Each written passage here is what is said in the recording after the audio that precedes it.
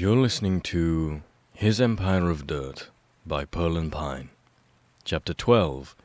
Michael Afton falls victim once more to capitalism. Huh? Why's your face all red?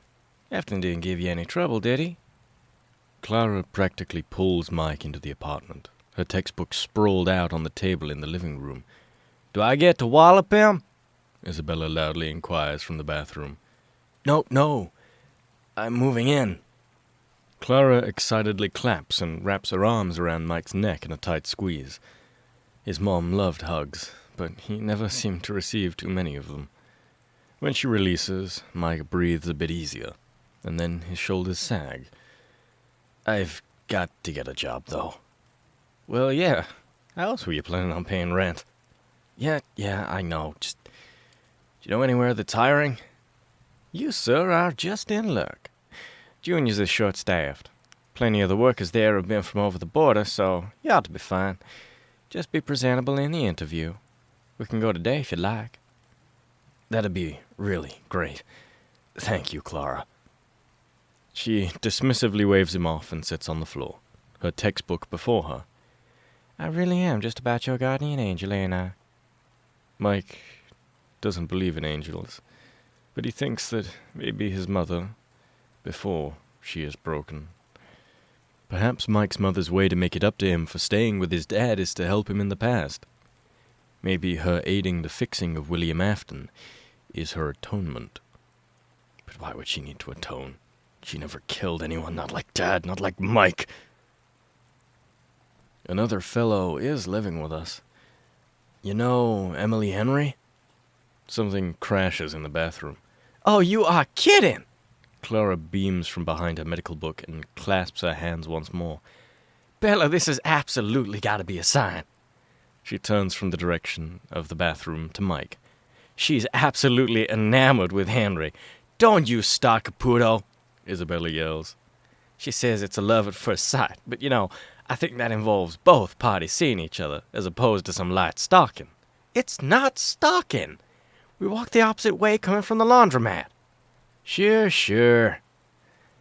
Come on, Fritz. My shift starts in a few. I'm already running late. Mike isn't sure how his father had not succumbed to an early grave, seeing how disastrously his mother drives. They hit the curb thrice, pulled into the parking spot at a crooked angle, and despite the lightning speed she drove at, they arrived 8 minutes late to her shift. Mike stumbles a bit after he exits the car, trudging after Clara as she haphazardly ties an apron to her chest and enters the diner. Junior! She yells like she owns the place. Junior, an older man who passes down his thinning hair, broad arms, and small eyes down to each and every one of his descendants, who inexplicably will all be called Junior, rises from behind the counter. The interior of the restaurant is a stereotypical 50s joint, with white and red checkered flooring, red leather booths, with just about every customer brandishing a smoothie as Dean Martin plays in the background from a jukebox. Caputo, you're late. You love me. Clara blows Junior a kiss as she fastens her hair backward and gestures to Mike. Junior, this is Fritz. He needs work. Mike expects Junior to look him up and down in his torn lavender security shirt and excommunicate him from the holy site of diners. Instead, Junior reaches and withdraws an apron from under the counter and tosses it in Mike's general direction. You got restaurant experience, kid? Yes, sir, Mike says, tying the apron around his waist. Yeah? Like what? My dad, Mike gulps. He co-owned a very successful diner. I worked security at another joint, too. All right. Good enough for me. You bust tables, Fritz? I can. All right. Get to work. You get off with Caputo. You make minimum, and if anyone gives you trouble, you got the right to give them the special knuckle sandwich. Understood? Yes, sir. Good. Caputo, table 5. Mike stands frozen for a moment before he remembers something about himself. Ah, yes. He is really good at being a minimum wage worker. And yes, he hates it so. Mike knows he isn't very smart, but he thinks if he were a better reader, he'd be a communist. After a grueling 7-hour shift, which includes a couple of customers berating him for accidentally spilling water on their shoes, "Lay off!"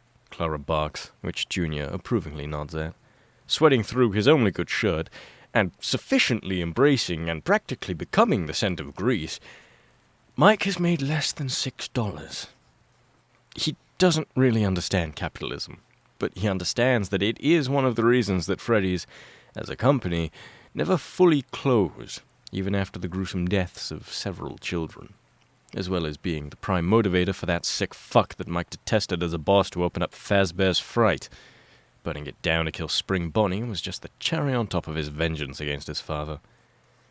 "I'm damn exhausted," he remarks, after waving goodbye to Junior and escorting Clara to her car. "The pay'll give you the royal shaft, but Junior won't. He's decent." "How many days a week do you work?" 3, usually. Then I study." She exhales, blowing her stray hairs out of her face as the two pile into the car. "I don't know how long it's all gonna last, if I'm being honest." "What do you mean?"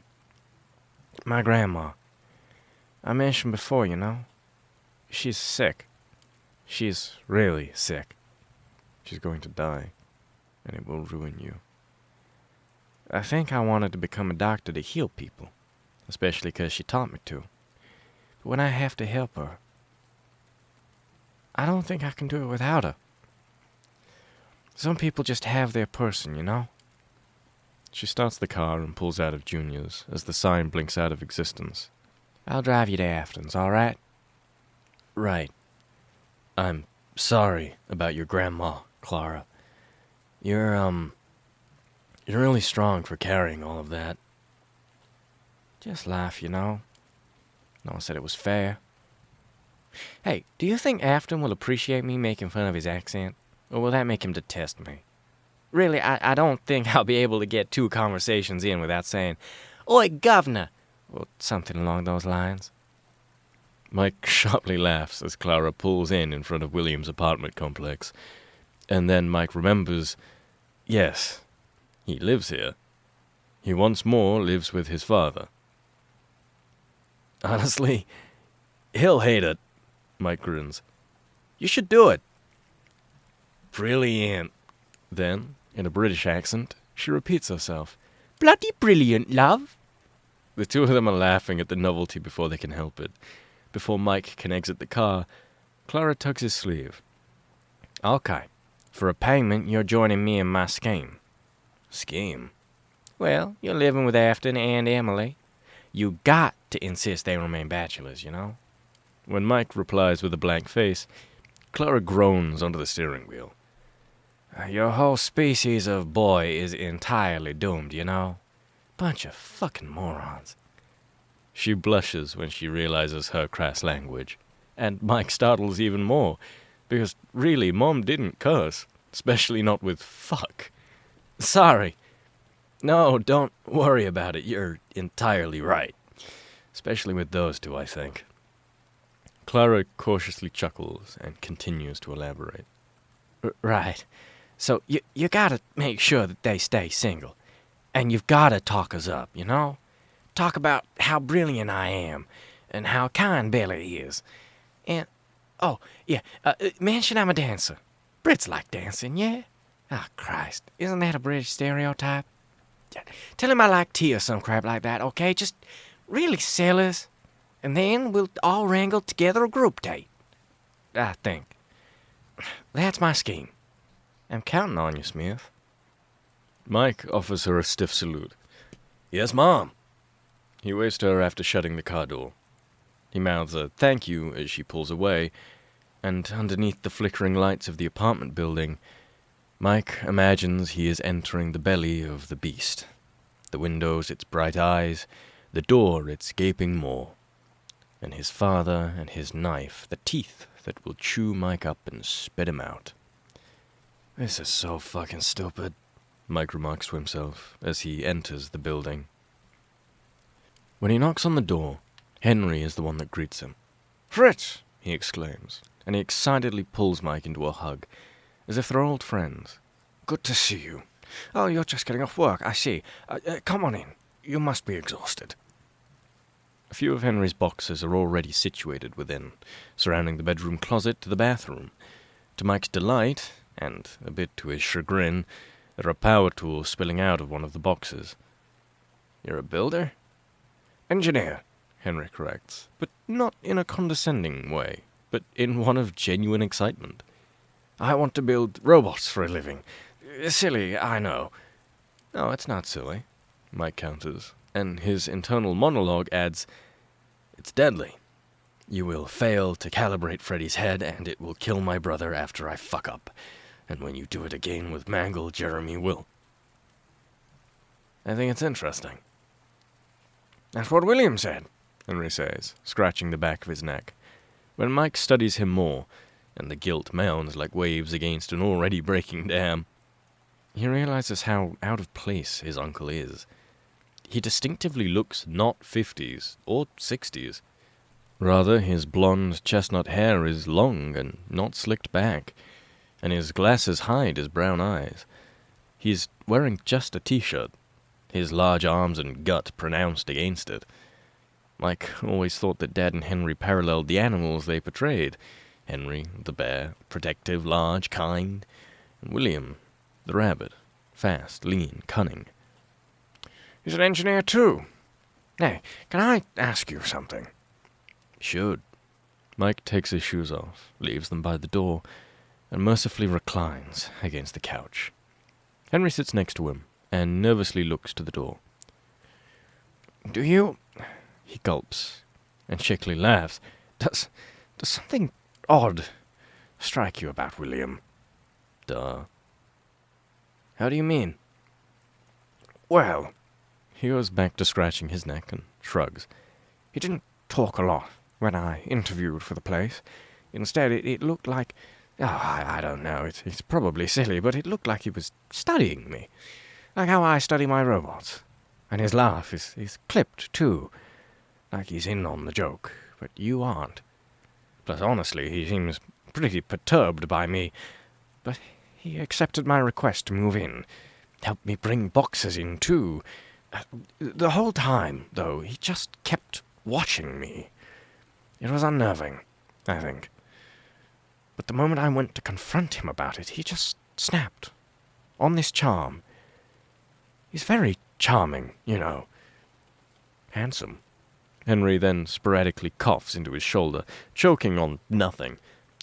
Anyway, he went out for the night. Told me not to wait up for him, but you know I will. I'm the type. Mike already knows that. Right. Good thing you're living here. Henry smiles like he's been crowned a king. Thank you, friend. Well, then, do you agree with me? Does he strike you as odd? Bile threatens Mike's throat. He's worse than odd. He's going to ruin our fucking lives. Maybe pretentious? Mike settles on, because once more, he's not sure how to go about this whole thing. It all reminds him of how dumb he is. How he can't make Dad decent, when Dad doesn't remember him, likely doesn't remember the promise, and also ensure Mike's own existence. Well, really, I wouldn't mind not existing. I'm so tired. How can he keep Henry and Dad together without Dad succumbing to his demons and slaughtering Henry's sanity and daughter? How can Mike keep Henry in his life? Because, damn it, he needs Henry. Pretentious, I'd say. But I relate to him a bit, unfortunately. Really? Oh, you two just are about twins. Mike wishes people would stop saying that. Despite the accuracy, of course. Yeah, I guess. Home life, I meant. Abused people just really are attracted to each other, aren't they? My old man, it wasn't the nicest. Oh, I'm sorry. Maybe I judged him too quickly then. Stop being so fucking nice, Henry. I'm excited for the semester to start, and to get to know the both of you. I think it will be quite nice. I don't have a lot of friends back in New Harmony. That's where I'm from. this little town here in Utah, because people think I'm rather odd. I think I understand my machines a lot more than I understand people, and Henry reddens when he realizes he's been rambling. I didn't even offer to help you with your things. Oh, where are your boxes? I don't got any, Mike sheepishly admits. Just the clothes on my back. Henry purses his lips. Well, that's no good. Come on, help me pack up, and you can borrow some of my clothes before you can get to the store. Mike wants to rebuke his help, to beg and plead Henry to not be kind to him. I lied to you. I let him kill your daughter. But Henry tugs him along, and they spend hours packing away his things. And Mike is soon donning a pair of sweats and a grey tee with orange lettering that says, New Harmony Angels, Little League, 52. He at least smells a little bit less like grease. And Henry's room is put together. And he has an extra pillow and a blanket for Mike to use for a few nights until he gets his act together too. When Mike turns in Henry's room, he yelps, because there's a man in the corner. Oh, shit, no. That's not a man. Duh. But it is an eerie endoskeleton, lurking in the corner like a ghost. Oh, sorry, Henry frantically remarks, and he gestures to the endo like Vanna White gestures to the Wheel of Fortune's puzzles. This is Freddy. Fredbear, really. Well, it's his skeleton. He'll be much friendlier when it all comes down to it. There's a crunch. There's blood. There's a crunch. There's blood. There's a crunch. There's blood. Evan has been crunched and is bleeding. Fredbear killed Evan. Mike killed his mother. Mike killed his brother. I killed my brother. I've been working on him for a while. I'd like to make a few of them. Maybe one for each of us. Yeah. Mike's throat is dry, and he's not really there. He's back in the 80s. He's back in Freddy's. And his brother is about to die, and his dad is about to loathe him for the rest of their lives, and in their deaths, and in the past, and future, and Mike is always drowning. Yeah, that'd be great. Hey, I'm really sorry, but I'm really tired from work. I'm gonna hit the sack, if that's all right. Sure, yes. Thank you for your help, Fritz. I really do appreciate it. No problem. Mike practically glides out of the room, and Henry slowly shuts the door behind him, waving when it's slightly ajar. Then, when the door is totally closed, Mike falls to his knees, hugging himself, smothering his hyperventilating with his sleeve. The last thing he wants is comfort from the person he ruins decades from now. After several minutes, he manages to pick himself up, and he steadies himself against the couch. Though his bedroom is only a few feet away, it feels like miles. His vision narrowing and clouding at the same time. He sees blood on his hands, and he feels it on his face. And he wants his dad to come and beat the life out of him. He wants the pain. He deserves the pain. He deserves to be punished because he was bad once. He's always been bad. He's just another villain, just barely putting himself back together. He's dying, and he's drowning, and... He startles when the door bursts open. Right, yes, love. I'll give you a ring. Wonderful night. Good night. Then the door closes. Christ. In his peripheral vision, William looks just a bit more like Dad, and Mike almost shuts his eyes tight, anticipating a belt. But he finally remembers that he's in the past, and that his father is not yet a killer. At least Mike is pretty sure his father is not yet a killer. God, Fritz, you look dreadful. Thanks, Mike retorts, but he laughs a bit too long. Long day at work. Oh, you got a job already? Wonderful. Mike's about to reply and talk up Clara, but then he notices his father's state. There's lipstick on his collar, and his hair is frazzled a bit. Mike reddens and looks away. God, Dad's been on a date. It's bad for Clara, but really it's worse for Mike.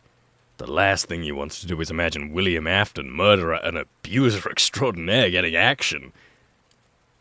Date? I suppose. Not like much will come of it. No one here's interesting, I believe. William locks the door behind him and kicks off his dress shoes, because, laughably, he's even dressed to the nines as a young adult. Well, I'll be off to sleep. Good night, Fritz. Night. Mike begins, and he can't help it, but he starts heaving again. William's eyes widen, and he approaches Mike like a viper getting ready to strike. The hell's going on with you? Mike has never been good with words. Don't know. I'm scared. It's nothing. Well, of course it's not nothing, you fool. Mike has slid onto the floor, his back to the couch, and he flinches when William nears, because his dad is getting ready to hit him again and tell him how worthless he is. But instead, William stays a few feet away, snapping his fingers to get Mike's attention. 'Cause you're old man, correct? Mike manages a nod. Masochistically, William grins. I know the feeling. No, you don't. You don't panic. You don't cry. You never do anything you don't want to. All you do is take. You know what I do when I get like this? William lowers his voice, as if he's about to spill the secrets of immortality. Secrets he will discover when he's older, and they will give him the excuse he's always wanted to kill. I imagine what I'd do to the bastard if I could. He walks with a limp from the war. He leans in a bit. I'd push him down the stairs. That's what I'd do. I'd watch his head crack against the banister and his cane splinter in half. What would you do to your old man, Fritz? Mike isn't sure why, but his father's voice is nearly hypnotic, coaxing the truth out of him. I'd burn him alive. Oh, that's a good one. I've never thought much about burning. You don't get to see it that way. But yeah, you'd burn him alive. And then? William mimics an explosion with his hands. Poof. He's gone. He's not your boogeyman any longer. No matter how many times Michael Afton burns his father, William Afton will always be his boogeyman. Always. I wish, Mike admits. And once more, he isn't sure why. I wish he was never my dad. I know the feeling. Come on, quit groveling. There's no point in it. I'm not groveling because I want to. Then what the hell do you want, Fritz? His dad's voice is nearly a hiss. I want to die. I want to go to sleep. All right, then. Up we go. Come on now. William hoists Mike to his feet and practically drags him to the bedroom. Mercifully, there's already a mattress, and Mike collapses onto it. Night then. William? Mike's heart is still frantic in his chest, but at least his vision has cleared. Why would you tell me what you want to do about your dad? There are no lights on in the apartment. The only whiteness Mike can see is from his father's disastrous and menacing smile. Because I really do think we are just alike, Fritz. He closes the door behind him. Mike picks up the blanket and throws it over himself, shivering and crying and remembering. And yes, that was absolutely the worst answer Mike could have received from his father. Because he knows that they are exactly alike. Except Mike is a loser. And if he is a loser, then William wins, over and over, no matter what. He will never be saved. Mike has a nightmare that night. of Fredbear chomping down on his own skull. But really, it's a mercy in disguise as a demon. All around him, though, is Dad's voice. But instead of his usual insults, he's praising Mike. I am so proud of you, my son. I really do think we are just alike.